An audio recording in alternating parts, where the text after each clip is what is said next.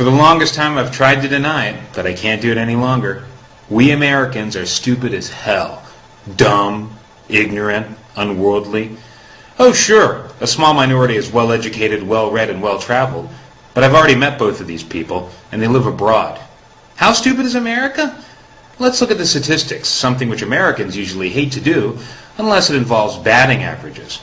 Nearly 50% of Americans cannot read well enough to find a single piece of information in a short publication. I've got a feeling this includes our president. You know, perhaps Americans stuff their brains with too much religious fantasy instead of facts. 61% of Americans believe the biblical account of creation, Genesis, is literally true. 73% of adults believe in miracles, and 40% believe in ghosts. Even though most Americans think a bearded man in the sky invented the world in 6 days, they haven't bothered to actually read the Bible. 60% of Americans can't name 5 of the 10 Commandments.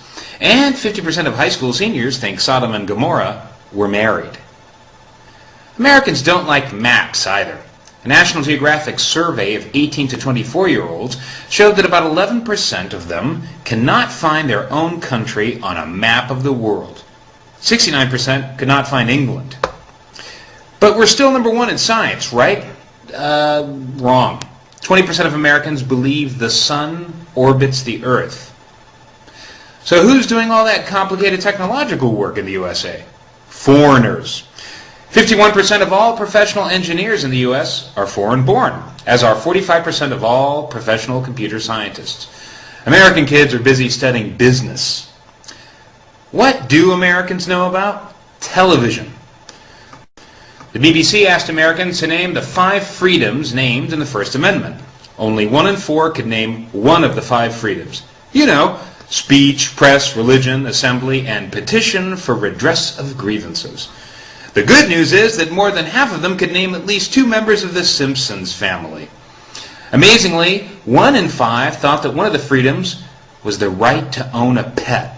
That's stupid with a capital S. So what does this all mean? We're living on borrowed time.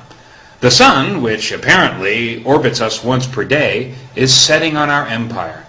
Unless we want a second-rate economy to go with our second-rate minds, we might want to take learning a little more seriously.